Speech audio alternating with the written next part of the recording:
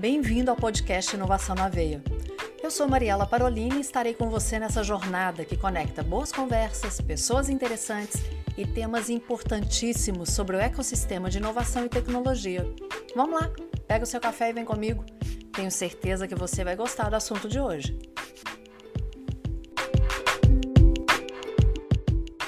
Café quentinho?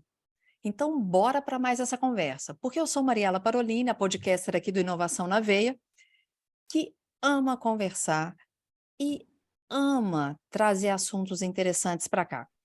Tem algumas perguntas que eu saio... Aliás, normalmente, de cada podcast que eu gravo, eu saio cheio de perguntas, mas isso é que é gostoso, né?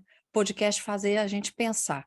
E hoje, tem uma pessoa que vai fazer você pensar de uma forma diferente, eu tenho certeza disso. Mas eu quero que ele se apresente, que é o Marcos Almada. Marcos, seja bem-vindo, obrigado por estar aqui no podcast. Por favor, se apresente. Obrigado, Maria. É um prazer estar aqui. Você já usou uma palavra que a gente vai falar muito, que vai ser o nosso pano de fundo. Você falou de amar, né? Vamos falar sobre amor. Amor ao Ótimo. próximo, Isso vai permear todo o nosso papo aqui, quem estiver nos ouvindo. Então, eu me chamo Marcos Almada, eu sou paulistano, mas, na verdade, adotado por Governador Valadares, que é sempre o título honorífico. Estou aqui em Governador Valadares, onde está a 205 Ventures, que é uma venture builder ligada ao grupo FCJ, onde nós estamos como corporate, uma universidade, a Univale, já tem 55 anos a sua fundação, uma universidade comunitária e filantrópica, olha que bacana. E a 205 Ventures é um hub de inovação, negócio e transformação do território. Olha só como cheio de propósito. E a FCJ, né, que nos traz toda essa capacidade de principalmente metodologias para a gente entrar nesse ecossistema de inovação. E nós somos, dentro hoje do grupo FCJ, a única social tech de toda a rede FCJ. Agora, já pegando isso, eu sei que na FCJ tem a ISD. Qual a diferença básica? ISD, Social Tech.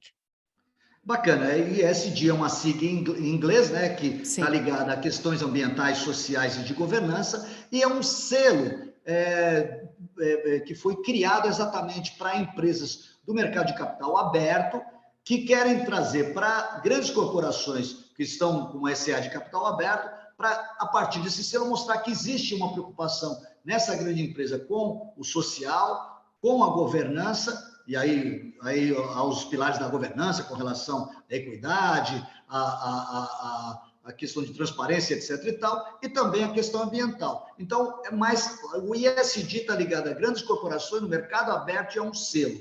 A Social Tech é um empreendedorismo social. A gente não faz aqui um ativismo e muito menos o assistencialismo social. O que a gente faz aqui é buscar empresas, no nosso caso especificamente, como a gente está no mundo da inovação, startups que causem impacto, principalmente o impacto que a gente chama de positivo hoje, Mariela.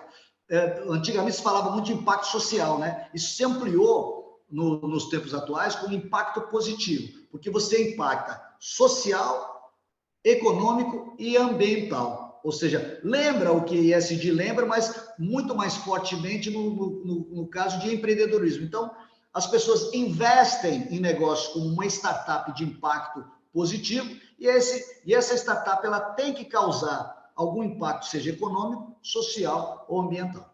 Ou todos eles juntos. Você me disse uma palavra aqui, que é assistencialismo. Eu tenho 49 anos. Até alguns anos atrás, as questões sociais eram muito vinculadas ao assistencialismo. E aí vem tudo isso de social tech, que pode ser agente de mudança real na sociedade. Eu queria que você falasse isso, desse contraponto do assistencialismo e da social tech como um agente de mudança na sociedade. Super bacana uma oportunidade de esclarecer. Nós, como Social Tech, não somos contra o assistencialismo, não. O assistencialismo tem Sim. que existir porque isso cabe a um governo fazer esse papel de dar a assistência, porque vamos pegar o exemplo do Brasil, né, Mariela? Os últimos dados constam que 33 milhões de brasileiros passam fome. né? E Muita cerca de gente. 50 milhões estão abaixo do índice, né? De qualidade de alimentação. Então, estão na insuficiência alimentar. 50 milhões e 33 passam fome. Então, nós precisamos da máquina governamental, seja na esfera municipal, estadual e até federal, dando assistência. Eu falo muito, eu tenho uma experiência internacional, eu trabalhei no mercado da construção civil pesada e tive uma experiência por causa das grandes empreiteiras de andar pelo mundo e principalmente África, né? E a gente sabe que, por exemplo, na África, né, crianças se alimentam através de bolacha feita da argila. Olha que loucura, Meu porque Deus. tem sais minerais e ela sobrevive. Sim, Mas quando a gente fala da África é muito fácil, porque o mundo inteiro fala da África, né? Mas a gente tem no Brasil várias Áfricas. Nós temos vários rincões brasileiros que realmente também, como eu estou falando aqui, 33 milhões de pessoas passam fome, também não é só no rincão, não, é numa capital. Tem gente passando fome. Então, essa realidade de assistencialismo, o assistencialismo, então, é a assistência social. Ela tem que existir? Tem que existir. Existe aquele que é dependente de drogas, aquele que tem insuficiência alimentar, moradia, etc, etc, etc. Né? Se você está numa região mais fria, passar frio é uma necessidade de assistência. Então, isso sim. vai ter que ter um suporte. Obviamente, onde é que entra o empreendedorismo? Quando o terceiro setor começa a se posicionar. Então, movimentos das igrejas, movimentos sociais, começam a ter essa preocupação para dar um suporte àquilo que a assistência não é capaz de dar. E, a partir disso, começa a se buscar, através de fundações, organizações, formas de captar recursos para suplementar aquilo que a assistência social deixa de fazer. Obviamente, nós, como contribuintes, pagando os impostos, o poder público vai realizar aquilo que ele é capaz. Mas aí surgem as ONGs, as OCIPs, as igrejas e outros movimentos que suplementam, então, o assistencialismo. Nós, então, como uma social tech, fazemos um negócio do bem, onde você investe e parte desse recurso vai atuar na transformação daquele território, sempre com um impacto positivo, seja ele social, econômico ou ambiental. Aqui em casa eu tenho 2 exemplares que sempre investiram muito no social, né, Emílio, meu marido, que sempre teve no É verdade, associativismo, né, e é Bernardo verdade, agora, que tem também uma questão social muito forte nele. é Trabalhou verdade, em ONG britânica, hoje trabalha em hub social, é verdade. presidente do braço social do IBMEC, eu não sei se você sabe disso, né, com relação ao Bernardo. E eu vejo o quanto isso para eles dá um prazer, sabe? É aquilo assim, não é só ajudar o próximo. Isso traz uma satisfação de poder fazer, de contribuir realmente para a sociedade. É como se a vida valesse a pena. É É como se eu verdade. estivesse fazendo algo e fosse, poxa, está valendo a pena.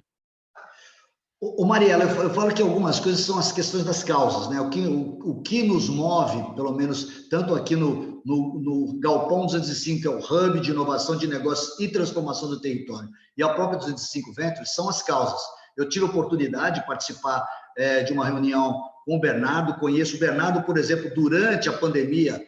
Se não fossem organizações como essa que o próprio Bernardo lidera, a mazela social seria talvez incalculável o número de mortes, porque não é só o problema da Covid, mas a fome que veio junto com a Covid, né? As pessoas, eu Sim, lembro que as pessoas, a Covid nos remeteu, né, Marela, a uma ressignificação nas coisas da vida. Muitas pessoas começaram a ressignificar, porque a gente que eu sempre trabalhei em movimentos, eu trabalho com ILPIs, né, instituições de longa permanência. Eu já tenho mais de 60, dizem que eu estou lutando em causa própria. Mas, na verdade, eu trabalho, a gente trabalha aqui na Associação Santa Luzia, né, e o movimento foi interessante, porque o Brasil foi um dos países que teve menos mortes porque houve uma atuação muito forte nesse setor preocupado. Então, eu volto a dizer, a questão do voluntariado, esse sentimento do Bernardo, essa questão associativista do Emílio, é isso que faz suplementar as questões que o governo tem como papel. O governo tem que dar educação, tem que dar saúde, tem que dar assistência, né? E nesse sentido, então, surge o terceiro setor, reforçando aquilo que eu havia falado, de suplementar. E aquelas pessoas engajadas nesse movimento, é o que você falou, não tem preço.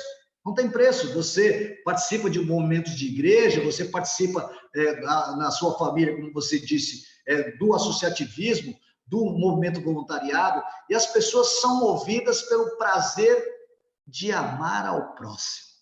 Eu acho que esse é o ponto forte, né? Isso é bíblico, né? Jesus nos ensinou isso. Isso é um mandamento. Então, nós temos que amar ao próximo como a gente ama a nós mesmos. Então, o fato de você se sensibilizar, né? Você sentir a dor, né? Isso a gente fala muito hoje no mercado de inovação sobre as dores do cliente, né? E o nosso cliente é o outro. Então, se há um lugar que a gente exerce o design thinking fortemente, o primeiro ponto do design thinking é a imersão, você estudar qual que é a dor do seu cliente, né? O customer. E no caso de uma social tech é um prazer enorme, porque eu entendo qual que é a dor daquele que precisa, as mazelas da sociedade, das organizações. E a gente traz, através de uma startup que causa impacto, sobre isso. A gente, talvez no próximo bloco, nos outros blocos, a gente pode comentar sobre isso, sobre algumas experiências das nossas social techs, o que elas causam exatamente como de efeito prático, né, que a gente pode trazer. Só para a gente encerrar esse bloco, duas questões. Primeiro, que isso contagia, né? Igual eu falei, o Emílio vem do associativismo, como isso trouxe para o Bernardo, interfere na Anabelle, claro que está num outro momento da vida. Eu acabei indo também por ver o quanto isso era benéfico, o quanto que a gente cria, o quanto esse movimento nos ajuda, né? Ajuda mais às vezes a gente. E aí entra uma outra questão que a gente estava conversando em off, você citou aí o mandamento, primeiro, amar a Deus sobre todas as coisas, segundo, amar o próximo como a ti mesmo. Às vezes as pessoas pensam só no amar o próximo, mas eu gosto de lembrar que a gente só dá para o outro aquilo que a gente tem. Eu não vou conseguir te entregar uma barra de chocolate se eu não tiver em mãos uma barra de chocolate. Ou se eu não tiver o dinheiro para comprar um chocolate e pedir alguém para te entregar em Valadares. Então, eu só consigo dar ao outro aquilo que eu tenho. Então, eu só vou conseguir amar ao outro se eu tiver amor, em primeiro lugar, por mim. Mas primeiro, vamos lá, sem entrar aqui nas questões Que bacana, de que fé. bacana. Isso é sensacional, isso que você está falando, é sensacional, Mariela, porque é exatamente isso. E as questões, uma das primeiras questões que a gente tem que trabalhar é a si mesmo, por isso que as pessoas devem fazer, eu falo sempre, eu sou um defensor de fazer terapia, que a pessoa vai se conhecer, vai se descobrir, vai saber quais são seus medos, vai saber quais são as suas crenças, vai trabalhar limitantes, tudo isso, possibilitadoras. Né? E aí vai amar a si mesmo para poder amar o próximo. Eu acho que é por aí. Mas o que eu, ainda pegando esse gancho do movimento, porque fazer o bem faz bem. Exato. Nos faz bem. O Emílio fala muito da corrente do bem. Depois, eu assisti aquele filme, A Corrente do Bem, não sei quantas vezes. Sensacional. Eu já é verdade. E aí, uma das vezes, eu falei, Emílio, você precisa assistir esse filme. E quando ele assistiu, se alguém está ouvindo aqui e ainda não viu esse filme, procure. Eu não sei em que plataforma tá. A Corrente do Bem. É um filme maravilhoso. Maravilhoso. Ele é maravilhoso. E o Emílio começou a usar isso em seus discursos, né? Falar que a corrente do bem ela contagia e falar para que as pessoas agissem com a corrente do bem. Bom, a gente vai voltar no próximo bloco exatamente para falar de questões práticas de social tech que realmente foram agentes de mudança. A gente já volta, só um instante.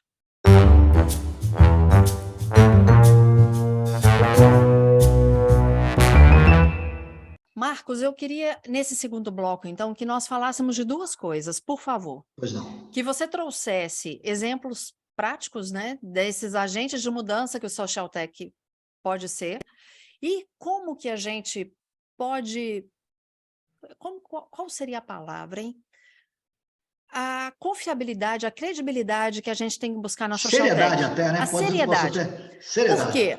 Talvez algumas pessoas se arrepiem quando ouvem ONG, instituto, porque, infelizmente, algumas pessoas usaram ferramentas que são excelentes para o crescimento da sociedade para benefício próprio, né? É E verdade. desvirtuaram isso. São muitos casos. Então, como que a gente vai fazer essa peneira separando o joio do trigo aí? Maga, se você me permitir, eu vou responder então primeiro a segunda e depois eu venho para a sua À primeira vontade. questão. Então, foi uma das coisas que nos levou à FCJ foi exatamente essa questão. Eu falava lá no início, no nosso início do bloco, falava o porquê que nos levou à FCJ, por causa da metodologia. Então, a primeira coisa que a FCJ faz ao constituir uma Corporate Venture Builder é trazer para ela uma legalidade, um modelo de uma SA de capital fechado, onde praticamente 60% dessa SA está junto aos idealizadores e outros 40% você vai buscar no mercado exatamente se você conseguir transmitir confiança, credibilidade. E quando, então, no caso de uma social tech, a gente tem que trazer à tona, primeiro, quem são os idealizadores. Então, nós temos aqui no Galpão a família Almeida, por exemplo, que já tem 60 anos no mercado de Governador Valadares, no mercado de varejo. Então, dá uma credibilidade muito grande. Nós temos a Univale, como corporate, com 55 anos de fundação, olha que bacana, uma universidade comunitária e filantrópica. Muito legal. Particular sem fins lucrativos. Olha que legal. Então, está no DNA nosso aqui isso. Então, quando eu vou vender uma ação da 205 Ventures, eu trago a FCJ com legalidade, porque eu tenho governança, eu tenho um SA de capital fechado, eu tenho um conselho de administração que se reúne mensalmente, os investidores recebem sempre, todo mês, uma DRE.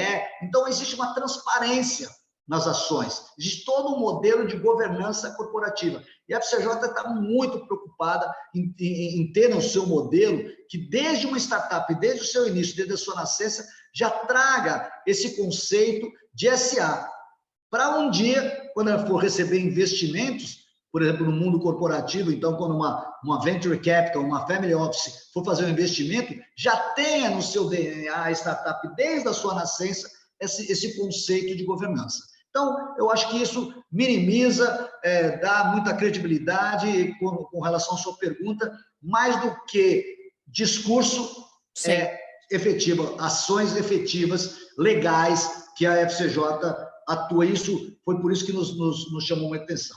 Segundo ponto, do lado prático, então, a gente busca, quando eu vou fazer um Investor Day, para quem não é da nossa rede, às vezes não conhece esse termo, Investor Day é nada menos do que você captar no mercado de uma forma ou ativa ou reativa, startups que estejam ligadas às suas causas. Então, a FCJ tem várias, tem, por exemplo, Legal Tech, tem Fintech, tem Health Tech e temos nosso Social Tech. Então, normalmente, quando uma startup busca na plataforma da FCJ e vê que existe uma startup, existe uma Corporate Venture Builder de Social Tech, ele vai apresentar para nós, no Investor Day, aquela sua solução para alguma dor e mazela da sociedade. Então, vamos dar um exemplo, o que é que aconteceu, um exemplo prático, é o que você me pediu. Nós temos aqui uma universidade federal, chamada Universidade Federal Juiz de Fora, campus de Governador Valadares, onde eu tenho um professor doutor em inteligência artificial, ele fez esse doutorado em inteligência artificial na Universidade da Califórnia, em San Diego, e mais 3 alunos de medicina. Valadares, não sei se você sabe, e Mariela, como você é cristã, você vai saber disso, uma das doenças mais antigas que está na Bíblia é o quê? A lepra. Hoje, traduzida como hanseníase, já que o nome lepra é muito pesado, é do meu tempo, não é do seu, mas existiam os leprosários, né?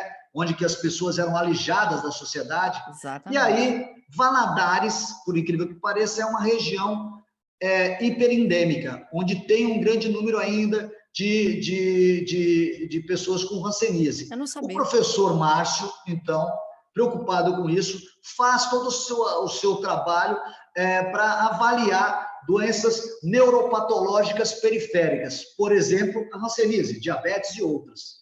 E a partir daí, ele mais 3 alunos, que é o Marco Túlio, a Fernanda e o Vladimir desenvolvem, juntamente com um engenheiro valadarense que trabalha hoje, um menino, um garoto ainda, está lá na Alemanha, na indústria de equipamentos médicos, desenvolvem um equipamento chamado termoteste. O que é o termoteste? Porque foi identificado que a hanseníase, uma das formas, um dos maiores problemas da hanseníase não é o fato de curá-la, porque ela já tem cura. O tratamento com 6 a 12 meses você tem cura. O problema é identificá-lo. E mais do que isso, o paciente se recusa a admitir que tem. E o método que hoje tem nos rincões brasileiros, em qualquer unidade básica de saúde, é um método muito rudimentar. Você vai pegar, por exemplo, uma agulha e colocar para ver se tem sensibilidade ou não é isso? E pior, de temperatura, quente ou frio. Ele vai pegar um gelo e vai falar para o paciente, está gelado? Ele vê o gelo e fala, sim, está gelado. Ele pega um tubo de ensaio, liga um isqueiro e põe e fala, está quente? Ele vai falar, está quente. Mesmo não sentindo isso, mesmo ele não percebendo, ele se nega, o negacionismo. Claro, né? Então, é um preconceito. Preconceito, porque ele fica com medo de ser alijado da sociedade. Eu ia falar isso. A gente pega a história de Aleijadinho, né? Claro. O que aconteceu com ele. E que muitos Exatamente. conhecem. E aí, e tem várias coisas, né? Na Bíblia mesmo mostra isso. E aí, olha que bacana, Mariela. Eles desenvolvem, então, o termoteste, que é um equipamento com inteligência artificial embarcada. Não precisa mais de um médico especialista. Você pode ter lá no meio da Amazônia uma enfermeira que vai pegar com o termoteste e identificar se essa pessoa tem as características. Lógico que depois tem exames suplementares para comprovar, mas o termoteste, ele de forma precoce consegue identificar se a pessoa tem ou não hanseníase. Isso, olha que incrível, Mariela, está alinhado com a OMS. Sensacional! Até 2030, a OMS quer erradicar as doenças tropicais do planeta. No planeta, só 13, eu vou repetir para o pessoal que está ouvindo a gente nesse podcast, só 13 países ainda têm hanseníase. E dos 13, 3 tem quase 75% da hanseníase no mundo. Você acha que o Brasil não está no meio? Brasil, Índia e Indonésia. Olha que loucura. E a gente, então, tem aqui nesse rincão brasileiro que é Governador Valadares, até reconhecida por mandar tanta gente exportar, ao invés de minérios, exportar mineiros, né, do mundo. É isso que a gente faz. Então, a gente aqui, então, através dessa iniciativa do professor Márcio, chama-se Sigma Solutions, essa startup, então, para você ter ideia do impacto dela, nós temos uma unidade da FCJ nos Estados Unidos, com a Cris Madureira lá, que é a nossa representante, sim, e a gente já tem lá, hoje, um escritório de grants, que chama-se para você captar recursos em fundações, e uma das coisas que nós estamos tentando é captar, inclusive, junto à Fundação Gates, recursos para que o termoteste seja expandido mundialmente. Então, você vê que interessante, a captação não é só de recursos, e quem é que mantém a Sigma hoje aqui? São os investidores. É a FCJ, é o Galpão 205, é a universidade, que tem 60% das ações, e mais aqueles sócios investidores que estão investindo em ações nesse negócio. E esse negócio vai dar algum recurso? Pode dar. E o interessante é que é diferente o meu investidor de outros investidores de outra corporate, né? De uma fintech, de uma legal tech. Uhum. Então, aqui ele investe, mas o grande retorno que ele tem é pelas causas que ele impacta. Mas, só para você ter ideia, a gente fundou no dia 10 de maio, aí para entender com business, né? Dia 10 de maio, o nosso valuation era 0. E nós atingimos agora, depois de menos de 100 dias, um APS, para quem não conhece, né, é o ativo patrimonial de uma startup, de R$1.180.000, com as startups que nós já temos aqui. Olha que bacana, então a gente saiu do 0 a 1 milhão em valuation, do 0 a 1 milhão... Em 6 meses? Em APS, desculpa, o valuation passa de 14 milhões, em apenas menos de 100 dias. Então, 100 dias? Nossa. 100 dias, menos 100 dias. Então, a gente, um APS de cerca de 1 milhão e um valuation em torno de 15 milhões. Olha que bacana em startups todas sem exceção, que causam impacto positivo, seja social. Nós temos uma outra, por exemplo, Mariela, se ainda der tempo, vou falar da Force Seed Brasil. A Force Seed Brasil, ela é uma... Eu estou aqui atrás, dá para quem estiver assistindo desse nosso podcast ver, né? Eu tenho aqui fotos do nosso famoso fotógrafo brasileiro, Sebastião Salgado. Sebastião Salgado, que só fotografa em preto e branco o êxodo, ele é daqui próximo de Valadares, da região de Aimorés, ele fotografa o êxodo humano, que é reconhecidamente forte aqui na nossa região, né? E o Sebastião Salgado é pelas causas do reflorestamento da Mata Atlântica. E nós temos a Forest Seed Brasil, que é o reflorestamento de áreas degradadas da Amazônia. E olha que incrível, os japoneses chegaram em 1929 na Amazônia para plantar arroz e horte. E, obviamente, a Amazônia não foi capaz. Eles descobriram a pimenta do reino e até os anos 60, 70, ficaram muito ricos os japoneses que chegaram em 1929 com a pimenta do reino, mas veio uma praga e dizimou. E aí, nos anos 70, já não eram mais os que chegaram, mas sim os Nisei, os filhos daqueles japoneses que chegaram. O que nós vamos fazer? Olharam os ribeirinhos e viram que os ribeirinhos viviam dos frutos, a partir dos seus óleos, essências e tudo mais. E agora, nós temos na Forest Seed Brasil, depois do Nisei, o Sansei, o neto daqueles, chama-se Tomás, o Tomás Nagai, da região de Tomé-Açu, nós já temos o MVP, onde a gente replanta a floresta. Por exemplo, andiroba, a castanha do Pará, o cacau, região de Tomé-Açu, no norte do Pará. Já é um case de sucesso mundial. Todo o cacau produzido em Tomé-Açu é vendido para a fábrica de chocolate japonesa, que pagam por esse chocolate e ainda pagam um bônus por ser uma agrofloresta. São as famosas SAF, os sistemas agroflorestais. Então, a gente está reflorestando e ainda causando o quê? Um bem social e econômico. Por quê? Hoje, na Amazônia, você tem gado, você tem reflorestamento de eucalipto ou você tem soja, onde não usa mão de obra intensiva. O sistema florestal usa mão de obra intensiva. Eu preciso desse ribeirinho, porque ele faz parte desses 33 milhões de pessoas passando fome. Ele vê a riqueza do gado, a riqueza do eucalipto, a riqueza da soja, mas ele não tem como trabalhar, porque ele é normalmente analfabeto, não sabe operar uma máquina, mas ele vai saber plantar uma andiroba, plantar uma abóbora, e a partir daí a gente então causa um impacto, sim, positivo, social, porque ele primeiro ele resgata a dignidade dele, porque ele vai ter trabalho, econômico, porque o que ele ganha, 1 litro de óleo, você conhece bem isso, Mariela, 1 litro de óleo de soja custa R$ 6,90 aí no supermercado de BH. 1 litro de óleo de andiroba custa 730 e poucos reais, onde a indústria farmacêutica e a indústria, a Natura é um ótimo exemplo, vou fazer aqui um merchan, né? Sim. A Natura tem pro óleo de andiroba, tem sabonete de andiroba, que tem benefício muito para a pele, para outras questões. Então,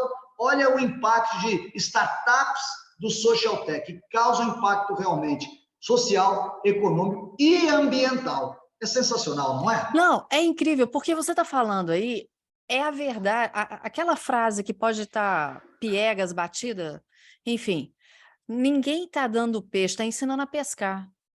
E você está impactando de uma maneira tal que você está trabalhando com sustentabilidade. Você realmente está sendo um agente de mudança socioeconômico. Socioeconômico. E ambiental. E ambiental. Você imagina, são áreas degradadas, a gente ouve toda hora falando aí que está desmatando, a gente está... Incrível, olha que bacana. Chama EIA, Empreendimentos Imobiliários Agroflorestais. Qualquer pessoa do planeta, através do token, Pix, pode comprar uma área. Essa área, como é que a gente garante? Olha que é questão de responsabilidade, como você falou, e de credibilidade. Quando a pessoa que comprou essa área, ela tem a escritura dela e ela já faz um termo de servidão lá no cartório. O que é o termo de servidão? Que eu não vou cortar um pedaço de pau. Eu vou plantar a floresta e não vou cortá-la. Eu quero essa floresta. E aí, Mariela, é incrível, porque eu tenho depois crédito de carbono, eu tenho não só o uso do produto. É um negócio assim, é a relação, é um ganha-ganha-ganha, onde todo mundo ganha. Ganha o planeta, ganha a sociedade, ganha as pessoas, é um mundo quase que perfeito. Ô Marcos, e a maneira como você está colocando é uma amplitude de questão social muito... E volta naquela primeira coisa que a gente falou. Sem assistencialismo. Exatamente. Porque ainda, não sei, todo mundo que está ouvindo, talvez quem está mais habituado à questão das techs da vida, entenda a social tech diferente, mas para a grande maioria, tudo que é ligado à questão social ainda é ligado ao assistencialismo. Especialismo, é isso mesmo. E aí você traz uma forma de ser empreendedor ao mesmo tempo em que você tem um conceito, um modelo socialista. Socialista, gente, por favor, eu não estou falando aqui de questões políticas, Políticas, né? claro, ficou Não estou claríssimo, dizendo foi isso. claro, claro. Mas você sendo empreendedor e trabalhando com causas sociais. Então, isso é muito rico. Isso é o que realmente faz a diferença, né, Marcos? Porque Mariela, as pessoas chegam a me perguntar assim, Marcos, você ganha para fazer isso? Isso que eu ia falar, você vai ganhar dinheiro.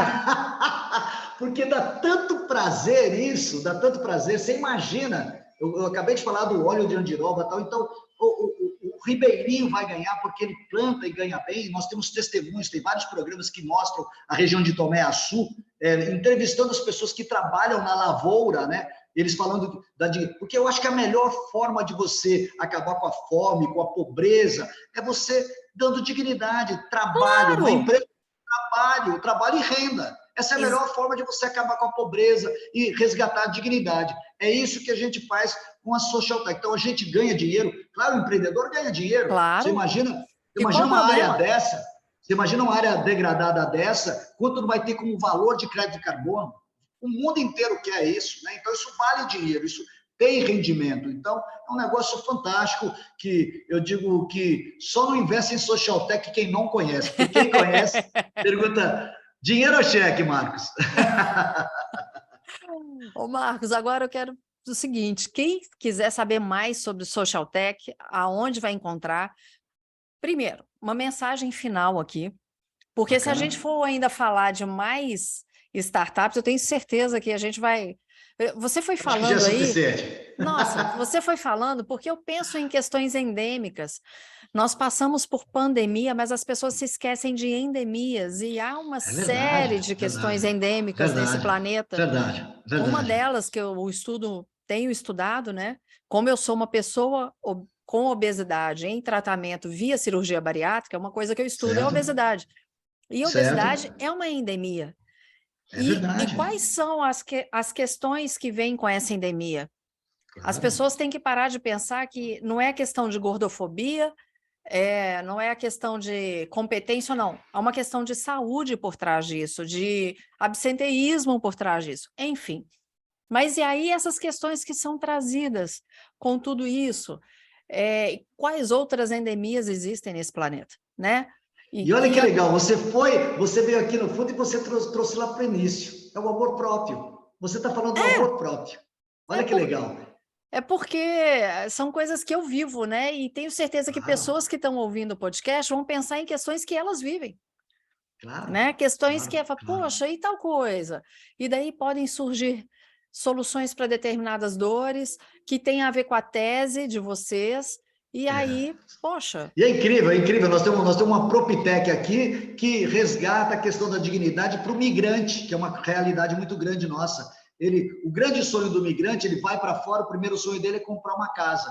E a gente tem uma Proptech que ele não precisa mais ficar ilegal, ele não importa, mas ele consegue comprar lá à distância, porque hoje você já tem tecnologia, graças a Deus a tecnologia, né? Então ele já consegue à distância ter a escritura dele, acompanhar a construção da casa. Nós temos uma outra, PetTech, ligada ao meio PEC, porque 30 milhões de cães no Brasil são abandonados, é uma questão de saúde pública. Sim. E a gente, então, resgata esses cães, e o que nós identificamos que o maior problema são as ONGs e as instituições de proteção animal, que não têm estrutura. Então, a gente criou um marketplace com moeda social, na verdade, um cashback social, onde o dinheiro se reverte para beneficiar ONGs e instituições de proteção animal. Então, é uma loucura. A gente ficaria aqui 10 podcasts de tanta coisa legal que a gente faz de bem para o mundo, sabe? E você está falando aí, eu vejo que vocês transitam por várias outras CVBs, né?